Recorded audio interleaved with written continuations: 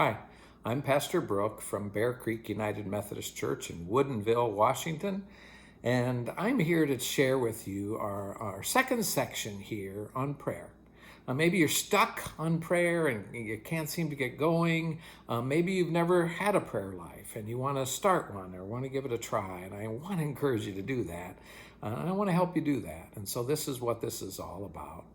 And so as we move into the second section of prayer, I want you to think about prayer as a way to work on your soul and your heart.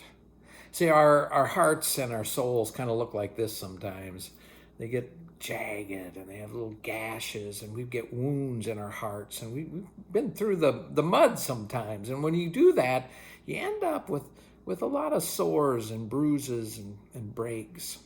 And in the United Methodist Church, we have three simple rules. And the first one is do no harm. And the second one is do all the good you can. And the third is stay in love with God. And you'd think do no harm, right, would be the easiest piece of this. But often it isn't. Because our hearts are carrying all these bruises and all these brokenness. We often take the wounds that we haven't experienced and we end up passing them on and wounding someone else.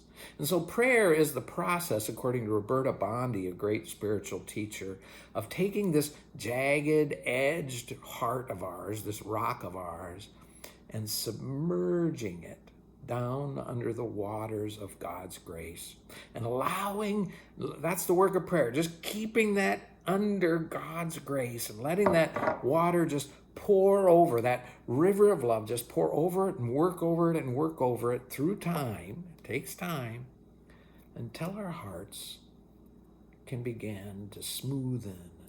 Those rough places are made of plain, and they our hearts become smooth, and then we can begin to be a healing presence in other people's lives. We live in a world, folks, that usually exploits these little edges, these weaknesses. If you listen to commercials, they'll take our weaknesses. They'll try to point out, hey, you're missing this. You don't have this. You're not like that person. Look at you. And they want us to buy their product so that we will somehow be like that, right? So they point out our weaknesses all the time. And we live in a world like that. We live in a world that often isn't full of grace. And when we're talking about God's grace, we're talking about God's unconditional love.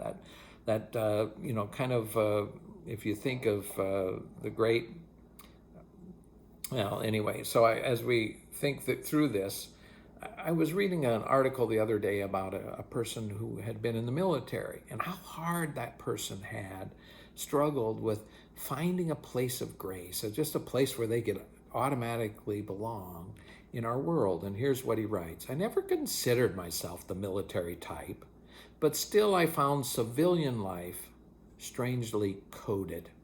In the military, community had been easy to come by. With people coming from all backgrounds, crammed into tight quarters, there was little choice but to seek the best in each other. Friendship was assumed and often intense. Now, in the real world, it felt judging and transactional. My peers were clearly practiced in a kind of assured individualism that was difficult for me to reflect back. At the same time, many seemed poised to take offense at whatever I did. Jokes that I intended as friendly were interpreted as attacks. And it was bewilderingly easy to fail social litmus tests. I found some refuge with other students who were veterans, but they were also having trouble. But over time, I grew uncharacteristically quiet. I felt on edge.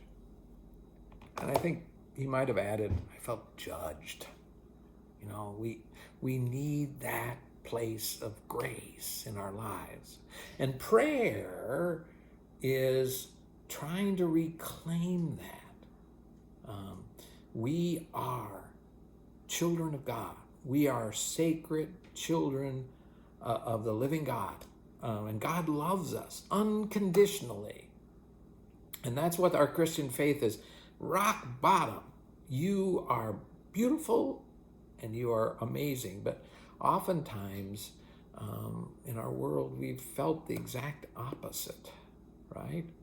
So part 2 of prayer is what I call a basking prayer, where we bask in the amazing love of God, where we submerge ourselves under that water of God's grace and allow it to work into our souls and soften up our hardened heart. Hope you have a good time beginning this process.